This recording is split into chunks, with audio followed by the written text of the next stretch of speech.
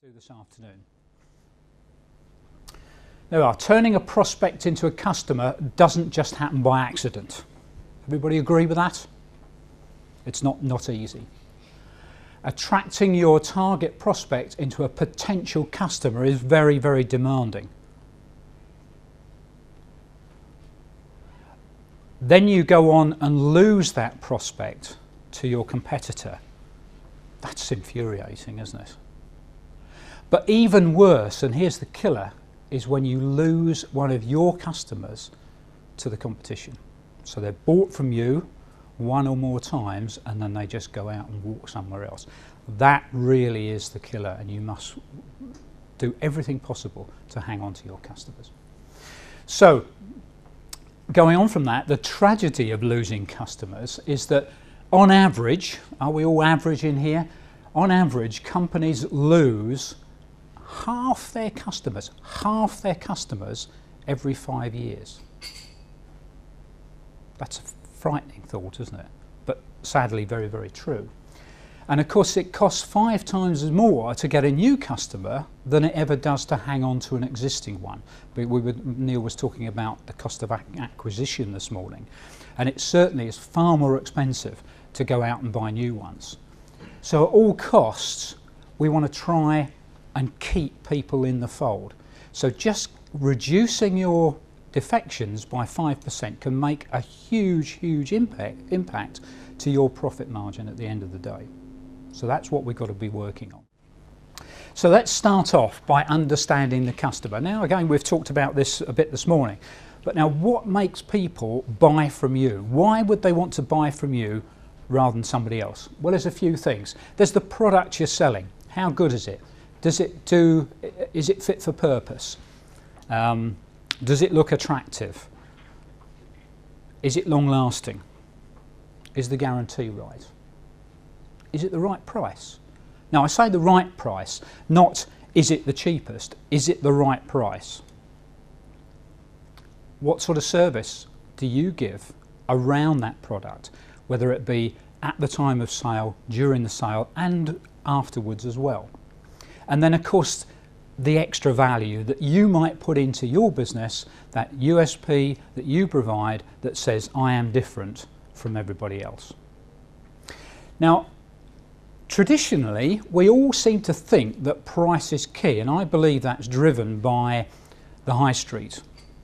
The high street always brand price as key, and they get us in the door on the key on price. So do we really want to be working on price? Well, no doubt everybody in the room knows of the 80-20 rule. That's Pareto's law that says 20% of your customers will provide 80% of your business and your turnover. Now that sort of ratio can be applied to all sorts of things, but I'll tell you what, I found another one a few years back which I'd never heard of before, and that's the 21-40 rule, and this just put things into perspective.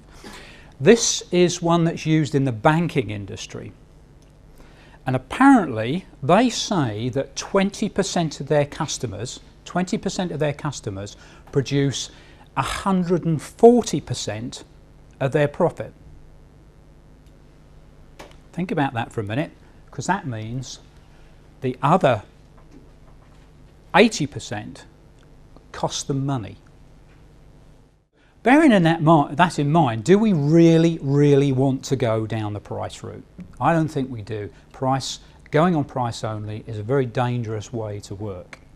So I think it comes down to two things. The product, which is a whole mishmash of things, which includes price. I'm not saying that you can be the dearest in your sector, but you need to provide value, you need to provide service, it needs to be a good product, it needs to be positioned right, it needs to look good, and people like using it.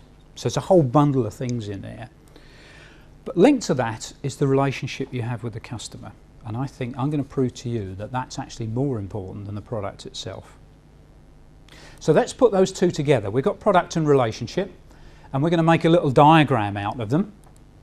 So we end up with two indexes, relationship going across the middle, where the customer can be at either end. They can be dissatisfied or satisfied with the relationship, and we put the product north-south satisfied and dissatisfied with those. So let's have a look at how the customer feels in each of those areas in that diagram.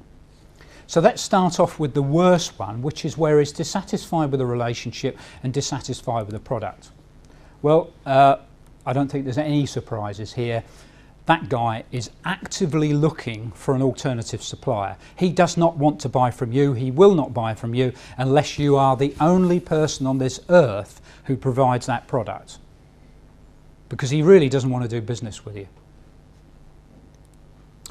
What about if he's happy with the product? It's a damn good product, it's priced well, it's very fit for purpose, it does the job, it's well guaranteed, great product, feels good about using it, but he hates your guts. Well, he's a very, very vulnerable customer. The next person who walks through his door and offers a comparable product, he'll buy it from them. Why should he buy it from you? He has no loyalty to you whatsoever. So he won't actively be looking to buy it from somewhere else, but if somebody comes along, he'll certainly buy it from them if he comes along at the right time. What about if you've got a customer who's happy with the relationship that he's got with you, but he doesn't like the product? Anybody been in that position? No, I was with my e-commerce customers. They thought the product was crap, and some of them did actually like us, despite what I said earlier.